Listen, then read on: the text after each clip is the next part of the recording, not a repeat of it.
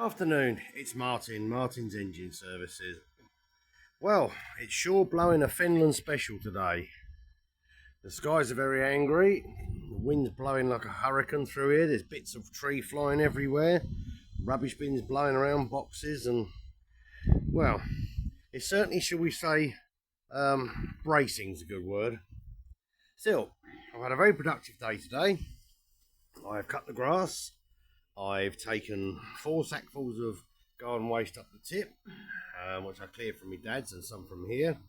I've done some paperwork, organised a couple of jobs this week, and I'm just having a look at the Ford C-Max for its MOT. However, please, some lights go in here. Right, there it is. It's been out for its official test run, and we have swept up in about 5 passes up the garden, about half that full of leaves. Works brilliantly. The transmission does judder a little bit. There's 2 very slight inclines in my garden. They're very, very minor, but it does judder at low speed going up those. But if you increase the speed control a fraction, it copes well. So I think it'll be all right. So I'm really pleased with that. But it's very, very efficient. So it all works nicely. So, result. So the Battle of Martin versus the willow tree leaves this year has been definitely switched into my favour. Because judging by the amount it picked up in a very short amount of testing, it's quite impressive. I basically filled up my little burning barrel there. It's near enough filled that up. And, I mean, some of the leaves are back now, but I mean, considering the amount it picked up, I mean, I've mowed the grass this morning, so a lot of them went then, but I was quite surprised. So, yeah, absolute success. Make a few adjustments to a few brackets, a bit of tinkering, and so on the transmission, I may well put the proper oil in it. I may leave it at that. I don't know, but it will do what I need it to do. So, what we're working on in the top workshop at the moment is that we are preparing the C-Max for its MOT.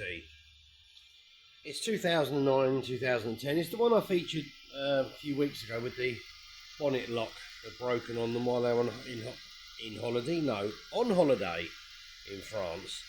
And this is the one that does burn a little bit of oil, and it did somewhere around 3,000 miles without being able to check it. And then of course it then exploded the air conditioning pump fully.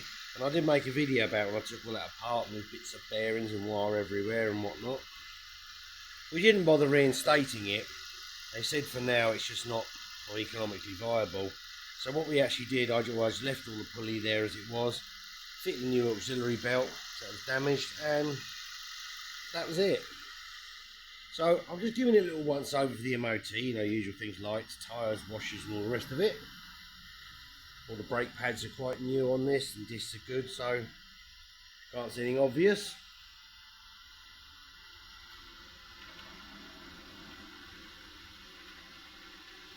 Slight pause, I was finishing tea. And, where about? Oh yeah. I think it should go through alright, but you never know. Now, where I take my vehicles in MOT is just a local garage in the village. I've been going there for about 9 years now. And a nice bunch of people down there. Lady in the office who runs it, she's absolutely hilarious. Me falling over the jack. And both the testers there are really nice guys. The regular guy I've got a really good working relationship with, and I've always found him to be very, very fair. He's very thorough, but he's never picked anything up that you think, oh, that's questionable. He's always been spot on. So I can't fault him for that. When I first started going there, I remember he failed one, and I said, no, that's all right, so sort that out. And he was quite surprised. He said, oh, most of the traders come down here and moan bitterly because they've got to come back. And I said to him, well, it's your job, and that's it. I said, you fail something, I'll fix it, I'll bring it back. You say yes or no, and that's it. And he said, oh, it's rather nice. And ever since then, we've had a good sort of relationship. It's a fun place to go now and again because we can have a good old moan about the motor trade and all the rest of it, and have a general mull the day over and take the mickey out of each other sort of thing. So it's always nice when you get that sort of rapport with somewhere. Anyhow, onto the old C-Max. So I've given it a little once over and everything seems to be in order. But this thing's had a reoccurring problem for quite a few years now. That when the weather gets a bit colder, when you first start it up in the morning, it idles very low and may cut out. It will then be a bit tetchy when you pull away and have like a flat spot, and then it will clear. And never ever caught it in the act, or never ever caught it doing anything that you can prove. It's obviously had idle adaptation resets, throttle body cleaned. There's never been any fault codes, never any pending codes, nothing in OBD. It's just a bit of a mystery. The display in the middle of the dash isn't working, but that's not an MOT requirement. The only thing it doesn't do is display the miles, but again, that's not required. Although I do know the miles because it's still been recorded and the instrument cluster makes a note of it, and it's done 180 something now, I think. 180,388 miles. So it does use a little bit of oil, but it doesn't smoke and the engine runs really sweetly. But it's just got this mystery problem when it's cold. Unfortunately, it's warmed up a bit now and it's not doing it, so I've been all creative. I've dug out the snap-on motors, dusted him off, and I've got the big monitor out and playing around watching data and bits and pieces. When you start it up from cold, it goes into closed loop very quickly. Short-term and long-term fuel trims drop into place perfectly. It sets its desired idle, and that comes down as it warms up. See, at the moment it's saying 688. It's low. It's very strange. I mean, my Duratec 2 litre in my Fiesta, mine tends to idle about 900. My friend's got a 2 litre C-Max, same year as this, automatic, and his one idles a bit low. And even when you put it in drive, it doesn't always pick the revs up to a happy idle. Now this doesn't always do that. When you load this up and you put the lights and the fan and the heater on, it doesn't always pick that load up and it drops the revs a little bit. But I mean, everything is where you want it to be. There's nothing that's out of the ordinary.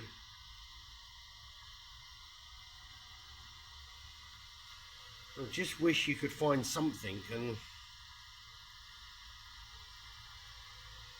I was looking at that and you see she's done a few miles. Look, 58,624 OBD2 trips completed, set on its monitor. That's quite impressive. I mean, a short and long term mixture is as good as naught. I mean, obviously you take one from the other, and that gives you, see, it's, well, it doesn't get much better than that.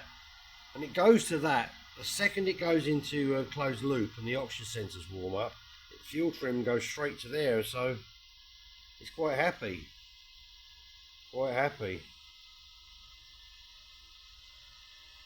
My suspicion is it might be a worn accelerator pedal, because it won't do it now.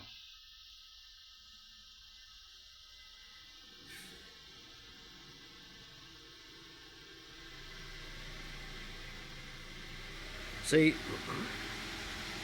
sensor 1 and sensor 2 voltage should effectively switch. One starts high, one starts low, one goes down, one goes up.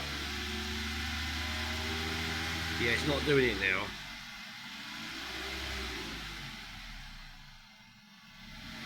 I'm going to have to do it again when it's cold. What starts to happen is you just start to pick the throttle up slightly, and you will see, particularly on the millivolts, you will see these start to jump around. And effectively, these 2 millivolts should be both, that sensor 2 should be roughly double sensor 1. Good heavens, there's a huge rainstorm just come lashing in now as well. Wow. Oh yes, that's a proper good old throwdown. And they are now closer together than they were earlier. Initially, when you start this up, you had one at sensor 1 was at 38 millivolts, and sensor 2 was hovering around about 1.2. And as you were accelerating, there was kind of progressive error. These two weren't so fussy; they were kind of working how they should be. got to about half throttle and they were both about the same, and then they reversed, and this one went up to 4 something and that went down to about 0.8. So my suspicion is there's a tiny bit of wear in the pedal, and I don't think on this data it's got